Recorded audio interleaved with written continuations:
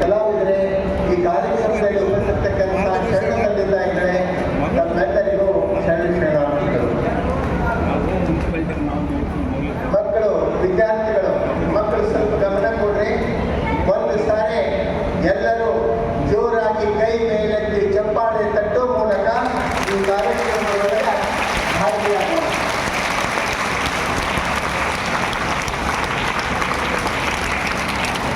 ನಿಮ್ಮೆಲ್ಲರ ಗಮನಕ್ಕೆ ಇರಲಿ, ಇವತ್ತು ಬಸವ ಸಂಸ್ಕೃತಿ ಉತ್ಸವ. ಈ ಶಬ್ದ, ಈ ವಾಕ್ಯ ಯಾವತ್ತು ಕರ್ನಾಟಕದ ಸಾಂಸ್ಕೃತಿಕ ಜಾಲತಾಣದೊಳಗ ಮಾಧ್ಯಮದೊಳಗೆ ಬಂದು ಬಹಳ ಮಂದಿ ತಲೆ ಕೆಡಿಸಿಕೊಟ್ಟಾರ. ಬಸವ ಸಂಸ್ಕೃತಿ ಉತ್ಸವ ಏನಿದು? ಬಸವ ಸಂಸ್ಕೃತಿ, ಬಸವ ಸಂಸ್ಕೃತಿ ಅಂದ್ರೆ ಏನು? ಆಗ್ಲೇ ಮಾತಾಡಿದ್ರು, ಅವರೊಂದು ಮಾತು ಹೇಳಿದ್ರು, ನನಗೆ ಮಠಗಳದ್ದು ಸ್ವಾಮಿಗಳದ್ದು ಸಂಪರ್ಕ ಅಷ್ಟು ಇರಲಿಲ್ಲ, ಸ್ವಾಮಿಗಳು ಹೆಂಗೋ ಏನೋ ಅಂದ್ಕೊಂಡಿದ್ದೆ. ಆದರೆ ಗುರುಗಳನ್ನು ನೋಡಿದಾಗ, ಅವರ ಸಾಮೀಪ್ಯಕ್ಕೆ ಬಂದಾಗ ಅವರು ನಮ್ಮನ್ನ ಎಷ್ಟು ಚಂದ ಅಪ್ಪಿಕೊಂಡು ಈ ಕೆಲಸಕ್ಕೆ ನಮ್ಮನ್ನು ತೊಡಗಿಸಿದ್ರು ಅಂತ ಹೇಳಿದ್ರು. ಬಸವ ಸಂಸ್ಕೃತಿ ಅಂದ್ರೆ ಏನು ಅಂತಂದ್ರೆ ಎಲ್ಲರನ್ನ ಅಪ್ಪಿಕೊಳ್ಳುವ ಸಂಸ್ಕೃತಿಯೇ ಅದು ಬಸವ ಸಂಸ್ಕೃತಿ ಅನ್ನೋದನ್ನ ಇವತ್ತು ನಾವು ತಿಳಿಬೇಕಾದಂತಹ. ಅಂದ್ರೆ ಇನ್ನೊಂದು ಬೇರೆ ಐತೆ ಅಂದಂಗಾಗ ನನ್ನ ಮಾತಿನ ಅರ್ಥ ಆಯ್ತು ನಿಮ್ಗೆ? ಇದು ಎಲ್ಲರನ್ನ ಅಪ್ಪಿಕೊಳ್ಳುವ, ಅಪ್ಪನು ನಮ್ಮ ಮಾದಾರ ಚೆನ್ನಯ್ಯ, ಬಪ್ಪನು ನಮ್ಮ ಡೋಹರ ಕಕ್ಕಯ್ಯ, ಎಲ್ಲರೂ ನನ್ನವರು ಅಂತ ಹೇಳಿ ಅಪ್ಪಿಕೊಳ್ಳುವಂತಹದ್ದೇ ಬಸವ ಸಂಸ್ಕೃತಿ. ಇನ್ನೂ ಒಂದು ಸಂಸ್ಕೃತಿಯಾದ ನೀವು ನೀವ, ನಾವು ನಾವ, ನೀವು ನೀವ, ನಾವು ನಾವ, ಈ ಸಂಸ್ಕೃತಿ ಅದ. ಆದ್ರೆ ನಮ್ಮ ನಾಡಿನೊಳಗ ಇದು ಕನ್ನಡ ನಾಡು, ಲಿಂಗಾಯತ ಧರ್ಮ, ಕನ್ನಡದ ಧರ್ಮ. ಇಲ್ಲಿ ಹೇಳಬೇಕಾದಂತಹದ್ದು ಬಸವ ಸಂಸ್ಕೃತಿ. ಅದು ಲಿಂಗಾಯತ ಸಂಸ್ಕೃತಿ ಬೇರೆ ಅಲ್ಲ. ಬಸವ ಸಂಸ್ಕೃತಿ ಅಂದ್ರೂ ಒಂದೇ, ಅದು ಲಿಂಗಾಯತ ಸಂಸ್ಕೃತಿ ಅಂದ್ರೂ ಒಂದೇ. ಆದ್ರೆ ಇಲ್ಲಿ ಅರ್ಥ ಮಾಡ್ಕೊಳ್ಬೇಕು. ಬಹಳ ಜನ ಈ ಬಸವ ಸಂಸ್ಕೃತಿ ಉತ್ಸವ ಯಾಕೆ ಪ್ರಾರಂಭ ನಡೆದಿದೆ ಅನ್ನೋದ್ರ ಬಗ್ಗೆ ಹೇಳ್ತೀನಿ ನಿಮಗೆ, ನಿಮ್ ಗಮನಕ್ಕೆ ತರ್ತೀನಿ. ನಿನ್ನೆ ದಿವಸ ನೋಡಿದಿರ್ತಾವೆಲ್ಲ ಮಾಧ್ಯಮದೊಳಗೆ, ಇದರದೊಳಗೆ ಕಾರ್ಯಕ್ರಮ ಆದ್ರೆ ಬಹುಶಃ ನಾವೆಲ್ಲ ಅನ್ಕೊಂತಿದ್ದೀವಿ ಬೆಂಗಳೂರೊಳಗೆ ಸಮಾರೋಪ ಹಂಗಾಗ್ಬೇಕು ಹಿಂಗಾಗ್ಬೇಕು ಅಂತ ಹೇಳಿ. ಬಹುಶಃ ಹಿಂದಿನ ಬಿದರದ ಕಾರ್ಯಕ್ರಮ ನೋಡಿದ್ರೆ ಬೆಂಗಳೂರು ಕಾರ್ಯಕ್ರಮ ಹೆಂಗ ಆಗ್ತದೆ ಅನ್ನೋದಕ್ಕೆ ಒಂದು ಝಲಕ್ ಅಷ್ಟೇ ಹೊರತು ಮತ್ತೊಂದು ಏನು ಅಂತ ಅನ್ನೋದನ್ನ ನೆನಪಿಟ್ಕೊಂಡಿದ್ದೇವೆ. ಈ ಕರ್ನಾಟಕವೇ ಎಚ್ಚೆತ್ತುಕೊಂಡದ, ಈ ಕರ್ನಾಟಕವೇ ಜಾಗೃತಗೊಂಡದ ಅಂತ ಅದ್ಭುತವಾದ ವ್ಯವಸ್ಥೆ ಒಳಗೆ ಬಹಳ ಜನ ನನಗೊಬ್ರು ಕೇಳಿದ್ರು, ಏನ್ರಿ ಬರೀ ಲಿಂಗಾಯತ ಲಿಂಗಾಯತ ಅನ್ನೋ ಶಬ್ದ ಆಯ್ತಲ್ಲ, ಮುಂದೇನು ಮುಂದೇನು? ಕೆಲವು ಮಂದಿ ಅಂತಾರ ನಾವು ಲಿಂಗಾಯತದೊಳಗೆ ಇದ್ಕೊಂಡಿದ್ರು ಸಹಿತ ನಮ್ಮ ಯಾವ ಬ್ಯಾಟ್ರಿ ತಗೊಂಡಂತ, ಬ್ಯಾಟ್ರಿ ಹೊಸ ಕಂಪ್ನಿ, ಚಲೋ ಕಂಪ್ನಿ ಬ್ಯಾಟ್ರಿ ಕೊಡಂತ ಹೇಳಿ, ಚಲೋ ಕಂಪ್ನಿ ಬ್ಯಾಟ್ರಿ ಕೊಡಂತ ಹೇಳಿ ಬ್ಯಾಟ್ರಿ ತಗೊಂಡ. ಹೊಸ ಬ್ಯಾಟ್ರಿ, ಹೊಸ ಶೆಲ್ಲು, ಹೊಸ ಬಲ್ಬ ಎಲ್ಲ ಹಾಕಿ ಅದನ್ನು ಹಚ್ಚಿದ, ಹತ್ತಲಿಲ್ಲ, ಆ ಬ್ಯಾಟ್ರಿನೇ ಹತ್ತಲಿಲ್ಲ. ಅವಂದ ಈ ಬ್ಯಾಟ್ರಿ ಸುಮಾರದ, ಬ್ಯಾಟ್ರಿ ಹತ್ತವಲ್ತು, ಬ್ಯಾಟ್ರಿ ಹತ್ತವಲ್ತು, ಬ್ಯಾಟ್ರಿ ಸುಮಾರು ಐತಿ ಅಂತ ಹೇಳಿದ. ಆದ್ರೆ ನೆನಪಿಟ್ಕೋಬೇಕು, ಅವ್ನು ಏನು ಮಾಡಿದಂದ್ರೆ ಆ ಬಲ್ಬಿಂದು ದೋಷ ಇಲ್ಲ, ಬ್ಯಾಟ್ರಿದು ದೋಷ ಇಲ್ಲ, ಶೆಲ್ಲಿಂದು ಇರಲಿಲ್ಲ. ಶೆಲ್ ಮ್ಯಾಲ ಒಂದು ಕ್ಯಾಪ್ ಇರ್ತೈತೆ ನೋಡ್ರಿ, ಶೆಲ್ ಮ್ಯಾಲ ಕ್ಯಾಪ್ ಇರ್ತದಲ್ಲ, ಆ ಕ್ಯಾಪ್ ತೆಗೆದಿದ್ದಿಲ್ಲ. ಈ ವೀರಶೈವ ಅನ್ನೋ ಕ್ಯಾಪ್ ಹಾಕೊಂಡು ಕೆಲವು ಮಂದಿ ಹತ್ತಾಗತ್ತಾರ. ಎಲ್ಲಿ ತನ ಆ ಕ್ಯಾಪ್ ತೆಗೆದಿಲ್ಲ ಅಲ್ಲಿ ನಿಮ್ಮ ಬ್ಯಾಟ್ರಿ ಹತ್ತುವುದಿಲ್ಲ ಅಂತಕ್ಕಂಥ ಮಾತನ್ನ ನೆನಪಿಟ್ಕೊಂಡು ನೀವು ಹತ್ತಲಿಲ್ಲ. ಆ ಕಾರಣಕ್ಕೆ ಇವತ್ತ ಲಿಂಗಾಯತ ಸಂಸ್ಕೃತಿ ಅಂದ್ರೆ ಏನು, ಇವತ್ತ ಜನಗಳಿಗೆ ಏನು ಬರೆಸ್ಬೇಕು ಅನ್ನೋದ್ರ ಬಗ್ಗೆ ಬಹಳ ಮಂದಿ ಕಣ್ಣಿಟ್ಕೊಳ್ಳೋದಿಲ್ಲ. ಏನ್ ಬರೆಸ್ಬೇಕು, ಏನ್ ಬರೆಸ್ತೀವಿ, ಇರೋ ಒಂದೇ ಧರ್ಮ, ಮತ್ತೊಂದು ಏನ್ ಬರೆಸ್ತೀವಿ, ಬರೆಸೋದಕ್ಕೆ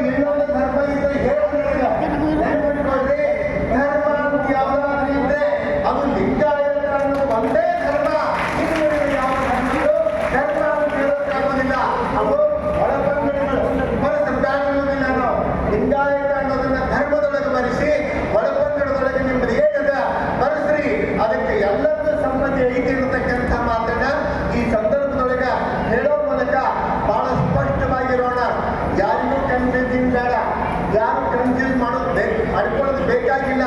ಏನಾಗಿದೆ, ಸ್ವಲ್ಪ ಒಂದಿಷ್ಟು ಸಮಸ್ಯೆಗಳು ಏನ್ ನಡೆದಿದ್ದಾವೆ ಅಂತಂದ್ರೆ, ಇವತ್ತ ಎಲ್ಲರನ್ನ ಶ್ರೀ ಸಾಮಾನ್ಯರ ಜೊತೆಗೆ ಗುರುಗಳಾದವರು ಮಠ ಹಿಡ್ಕೊಂಡು ಮಠದಾಕೊಳ್ಳೋದಕ್ಕೆಲ್ಲ ಸ್ವಾಮಿ ಅಂದ್ರೆ ಏನು, ಇವತ್ತು ನನಗಿರೋ ವಿಷಯ ಅದೇ ಏನು, ಲಾಂಛನಕ್ಕೆ ತಕ್ಕ ಆಚರಣೆ ಇಲ್ಲದಿದ್ದರೆ, ಬಹಳ ಚಂದದ ಬಸವಣ್ಣರ ವಚನ ಅದು. ಆಪ್ಯಾಯನಕ್ಕೆ ಆಪ್ಯಾಯನಕ್ಕೆ ನೀಡುವೆ, ಲಾಂಛನಕ್ಕೆ ಶರಣಂತೆ, ಲಾಂಛನಕ್ಕೆ ತಕ್ಕ ಆಚರಣೆ ಇಲ್ಲದಿದ್ದರೆ ಕೂಡಲ ಸಂಗಮ ದೇವ ನೀ ಸಾಕ್ಷಿಯಾಗಿ ಛೀ ಅಂದೆ ಅಂತಕ್ಕಂಥ ಬಸವಣ್ಣನವರು ಭಕ್ತಿ ಭಂಡಾರಿ ಅನ್ಕೊಂತ ಬಸವಣ್ಣವ್ರನ್ನ ಎಲ್ಲೋ ಒಂದ್ ಕಡೆ ಬೇರೆ ರೀತಿಯೊಳಗೆ ಎಕ್ಸ್ಪೋಸ್ ಮಾಡಕತ್ತಿದ್ರು. ಹೆಂಗ, ಬಸವಣ್ಣ ಭಕ್ತ ನಾವು ಗುರುಗಳು, ಬಸವಣ್ಣ ಭಕ್ತ ನಾವು ಬಸವಣ್ಣನ ಗುರುಗಳು. ಕೆಲವು ಮಂದಿ ತಲೆಯಾಗ ಇವು ಒಂದು ಹುಳ ಕೊಡಿತಿರ್ತಾರೆ, ಒಂದು ಕಟ್ಟಿಗೆ ಒಳಗ ಅದೊಂದು ಹುಳ ಕೊಡಿತಿರ್ತಾರೆ, ಆ ಕಟ್ಟಿಗೆನ ಹಾಳು ಮಾಡ್ತೈತ. ಆ ಒಳಗೊಂದು ಹುಳ ಕೊಡಿತಿರ್ತದೆ ನೋಡ್ರಿ, ಆ ಕಟ್ಟಿಗೆನ ಹಾಳು ಮಾಡ್ತದ. ಹಿಂಗೆ ಕೆಲವು ಮಂದಿ ತಲೆಯಾಗ ಗುರುಗಳನ್ನು ಹುಳ ಕೊರೆಯಾಗತೈತಿ, ಅದರಿಂದ ಬೇರೆ ಯಾರು ಹಾಳಾಗೋದಿಲ್ಲ. ಯಾರು ತಲೆಯಾಗ ಕೊರೆಯಾಗತೈತಿ ಅವರೇ ಹಾಳಾಗ್ತಾರ ಹೊತ್ತು ಬೇರೆ ಯಾರು ಹಾಳಾಗೋದಿಲ್ಲ ಅಂತಕ್ಕಂಥ ಮಾತನ್ನ ನೆನಪಿಟ್ಕೋಬೇಕು. ಶರಣರು ಹೇಳ್ತಾರೆ, ಲಾಂಛನಕ್ಕೆ ತಕ್ಕ ಆಚರಣೆ ಇಲ್ಲದಿದ್ದರೆ, ಲಾಂಛನ ಅಂದ್ರೆ ಚಿಹ್ನೆ, ನಾವು ಧರಿಸಿಕೊಳ್ತಕ್ಕಂಥ ವೇಷಭೂಷಣಗಳು, ನಾವು ಏನು ಹಾಕೊಂಡಿವಿ ಇದರ ಅರಿವು ಇಟ್ಕೊಂಡು ನಾವು ನಡೀವಿ. ಯಾರಿಗೆ ಇದರ ಅರಿವು ಇರ್ತದ ಅವ್ರು ಸರಿಯಾದ ದಾರಿಯೊಳಗಿರ್ತಾರೆ. ನಮ್ಮ ಮೈ ಮೇಲೆ ಏನು ಐತೆ ಅನ್ನುವಂತಹ ಪ್ರಜ್ಞೆ ಇಲ್ಲಾರ್ದೆ ನಾವು ಬದುಕಿದೀವಿ ಅಂತಂದ್ರೆ ಅದು ಬದುಕಲ್ಲ. ಅದಕ್ಕೆ ಹೇಳ್ತಾರೆ, ಆಪ್ಯಾಯನಕ್ಕೆ ನೀಡುವೆ, ಎಲ್ಲಿ ಹಸಿವದ ಎಲ್ಲಿ ಅವಶ್ಯಕತೆ ಐತಿ ನೀಡ್ತೀನಿ. ಅಷ್ಟೇ ಅಲ್ಲ, ಲಾಂಛನಕ್ಕೆ ಶರಣಂದೆ, ಲಾಂಛನಕ್ಕೆ ವೇಷಭೂಷಣಗಳಿಗೆ ಗೌರವದಿಂದ ತಲೆ ಬಾಗ್ತೀನಿ ಅಂತ ಹೇಳ್ತಾರೆ ಬಸವಣ್ಣ ಅವರು. ಅಷ್ಟೇ ಸ್ಪಷ್ಟವಾಗಿ ಹೇಳ್ತಾರ. ನಾಡಿನ ಭಕ್ತರಿಗೆ ನಾನೊಂದು ಶರಣ ಸಂಕುಲಕ್ಕೆ ಒಂದು ಮಾತು ಹೇಳಕ್ಕೆ ಇಷ್ಟಪಡ್ತೀನಿ. ನೀವು ಏನ್ ಮಾಡಾಕತ್ತೀರಿ ಅಂದ್ರೆ ಎರಡೇ ಸಾಲು ನೋಡೇರಿ, ಏನು, ಆಪ್ಯಾಯನಕ್ಕೆ ನೀಡುವೆ, ಲಾಂಛನಕ್ಕೆ ಶರಣಂದೆ. ಮುಂದಿಂದ ಬಿಟ್ಟಿರಿ ನೀವು. ಎಲ್ಲಿವರೆಗೆ ಲಾಂಛನಕ್ಕೆ ತಕ್ಕ ಆಚರಣೆ ಇಲ್ಲಾರ್ದ ಸ್ವಾಮಿಗಳನ್ನ ಕೈ ಹಿಡಿದು ಕೇಳುವುದಿಲ್ಲ, ಅಲ್ಲಿ ತನ ಈ ನಾಡು ಸರಿ ಆಗೋದಿಲ್ಲ, ನಮ್ಮ ಜನ ಸರಿ ಆಗೋದಿಲ್ಲ. ಈ ಕೆಲಸ ಮಾಡಬೇಕಾದವರು ಯಾರು ಮಾಡಬೇಕು? ಆ ಕಾರಣಕ್ಕೆ ಜವಾಬ್ದಾರಿಯನ್ನ, ಕರ್ತವ್ಯವನ್ನ ನಿರ್ವಹಿಸ್ತಕ್ಕಂಥದ್ದು. ಇವತ್ತು ಮೋಸ ಬಹಳ ಕೆಟ್ಟದ್ರೆ ಅದು. ನಾವು ಮೋಸ ಮಾಡ್ತೀವಿ ಅಂತಂದ್ರೆ ಯಾರಿಗೋ ಮೋಸ ಮಾಡ್ತೀವಿ ಅಂತ ನಾವು ತಿಳ್ಕೊತೀವಿ, ಆದ್ರೆ ನಮ್ಮ ಆತ್ಮಕ್ಕೆ ನಾವೇ ಮೋಸ ಮಾಡ್ಕೋತೀವಿ ಅಂತಕ್ಕಂಥ ಮಾತನ್ನ ನಾವು ಮರಿಬಾರದು. ಆ ಹಿನ್ನೆಲೆಯೊಳಗೆ ಇವತ್ತ ಏನು ಲಾಂಛನಕ್ಕೆ ತಕ್ಕ ಆಚರಣೆ ಇರಬೇಕಾದಂತಹದ್ದು. ಏನು ಲಾಂಛನಕ್ಕೆ ತಕ್ಕ ಆಚರಣೆ ಅಂತಂದ್ರೆ, ಸ್ವಾಮಿಯಾದವ ಒಂದು ಕಡೆಗೆ ಕೂಡುವಂಥದ್ದಲ್ಲ, ನಾಡಿನುದ್ದಕ್ಕೂ ಸಂಚರಿಸಬೇಕು, ಜನಜಂಗಮನಾಗಿ ಮನೆಗಳಿಗೆ ಹೋಗ್ಬೇಕು. ಒಂದು ವ್ಯವಸ್ಥೆ ಕೇಳ್ತೀವಿ ನೀವು, ದಯವಿಟ್ಟು ಅಲ್ಲಿ ಏನೋ ಅನ್ಕತಕ ಕೊಡೋದು ಬಂದ್ ಮಾಡ್ರಿ, ಒಂದಿಷ್ಟು ಚಂದ ಕುಂತ ಕೇಳ್ರಿ. ನೀವು ಕೊಡೋದು ಓದೋದು ನೀವು ಸಕಾಯವ ನಮ್ಗೆ ಏನ್ರಿ, ಒಂದಿಷ್ಟು ಕೇಳ್ಕೋರಿ, ನೀವು ವಿಷಯಗಳನ್ನ ತಿಳ್ಕೊಡ್ರಿ. ಏನು ಆಗ್ಬೇಕಾಗ್ಯದ, ಮುಖ್ಯವಾಗಿ ಇವತ್ತು ಆಗ್ಬೇಕಾದದ್ದೇನು, ಎಲ್ಲಿವರೆಗೆ ಇವುಗಳನ್ನ ಸರಿಪಡಿಸುವಂತಹ ಕೆಲಸ, ಎಚ್ಚರಿಕೆಯನ್ನ ಮುಗಿಸುವಂತಹ ಕೆಲಸ ಎಲ್ಲಿವರೆಗೆ ಆಗೋದಿಲ್ಲ ಅಲ್ಲಿವರೆಗೆ ವ್ಯವಸ್ಥೆ ಸರಿದಾರಿಗೆ ಬರೋದಿಲ್ಲ. ಆ ಕಾರಣಕ್ಕೆ ಇವತ್ತ ಬಸವಣ್ಣನವರ ಈ ವಾಕ್ಯ ಏನಿದೆ, ಬಹುಶಃ ಬಸವ ಸಂಸ್ಕೃತಿ ಉತ್ಸವ ಇದು ಯಾಕೆ ಹೊರಟಿದೆ ಅಂತಂದ್ರೆ, ಲಾಂಛನಕ್ಕೆ ತಕ್ಕ ಆಚರಣೆಯನ್ನ ನಾಡಿಗೆ ಕಲಿಸುವ ಸಲುವಾಗಿ ಈ ಬಸವ ಸಂಸ್ಕೃತಿಯ ಯಾತ್ರೆ ಇವತ್ತು ನಡೆದಿದೆ. ನಿಜವಾಗ್ಲೂ ಬಹಳ ಅದ್ಭುತವಾದ ಸಂದೇಶ, ಅದ್ಭುತವಾದ ಕ್ರಾಂತಿ. ಬಹುಶಃ ಯಾರೋ ಏನೋ ಅಂದ್ಕೋತಿದ್ರು, ಏನೋ ಹೆಂಗೋ ಸುಮ್ಮನೆ ಏನೋ ಒಂದು ನಡೆದಿದೆ ತಿಳ್ಕೊಂಡೇಳಿ. ಎಲ್ಲಿ ಬಸವ ಕ್ರಾಂತಿ ಯಾವ ಸಂಸ್ಕೃತಿ ಅಂತಂದ್ರೆ, ಯಾವ ಜನಜಂಗಮರಾಗಿ ಗುರುಗಳು ಸ್ವಾಮಿಗಳು ಜಂಗಮರಾಗಿ ಭಕ್ತರ ನಡುವೆ ಇರ್ತಕ್ಕಂಥದ್ದು, ಭಕ್ತರ ಜೊತೆಗೆ ಇರ್ತಕ್ಕಂಥದ್ದು, ಭಕ್ತರ ಹೆಗಲ ಮೇಲೆ ಹೋಗುವಂತಹ ಸಂಸ್ಕೃತಿ ನಮ್ಮದಲ್ಲ. ಭಕ್ತರ ಜೊತೆಯಾಗಿ, ಸಮಾಜದ ಜೊತೆಯಾಗಿ ಹೋಗ್ತಕ್ಕಂಥ ಸಂಸ್ಕೃತಿ ನಮ್ಮದು ಅನ್ನೋದನ್ನ ತಿಳಿಸ್ತಕ್ಕಂಥದ್ದು ಇವತ್ತ ಬಹಳ ಮುಖ್ಯವಾಗಿ ಆಗ್ಬೇಕಾದಂತಹದ್ದು. ಅದು ನಮ್ಮ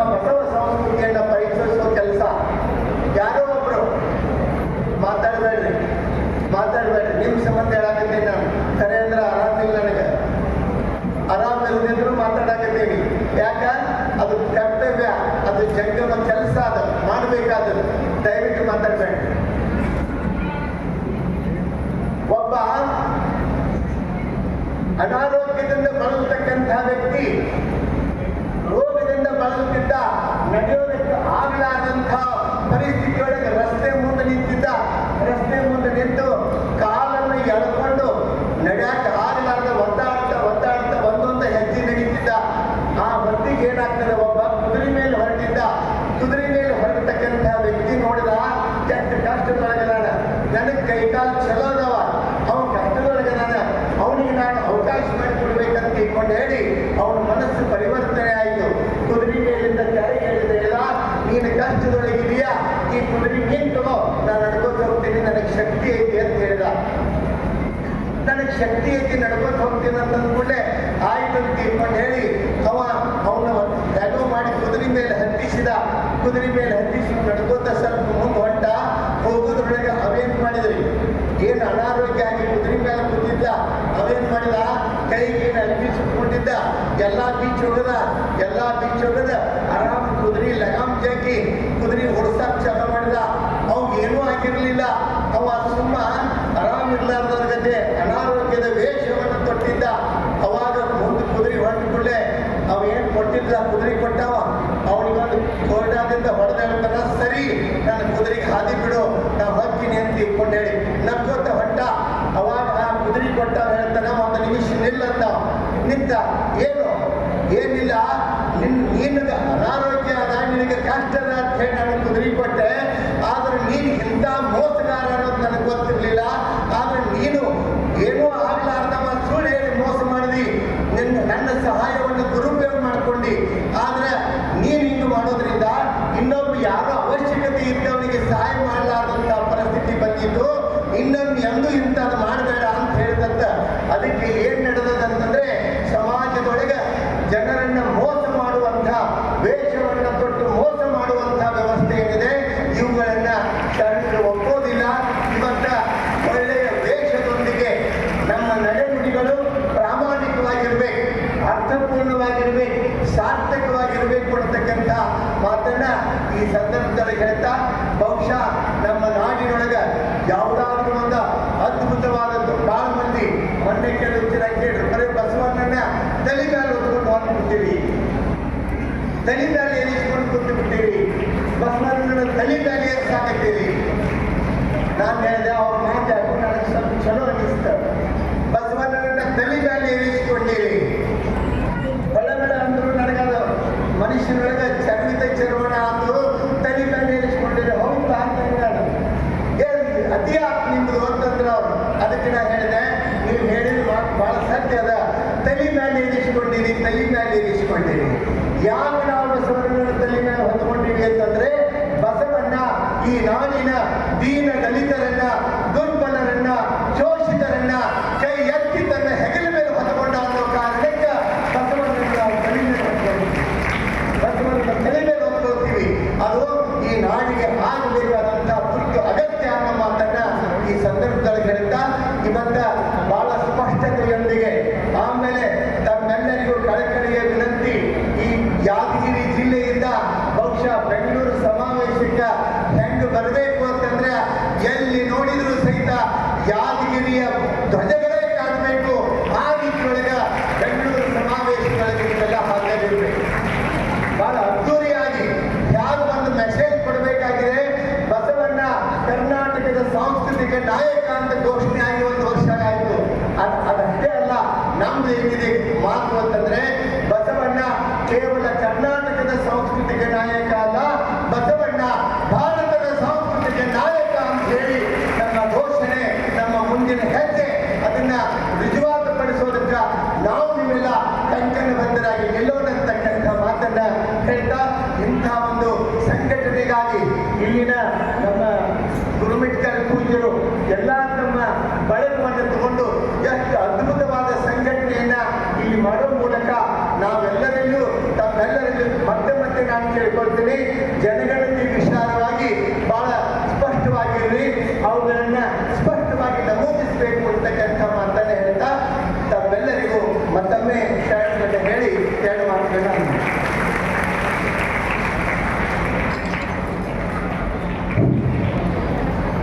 ಲಾಂಛನಕ್ಕೆ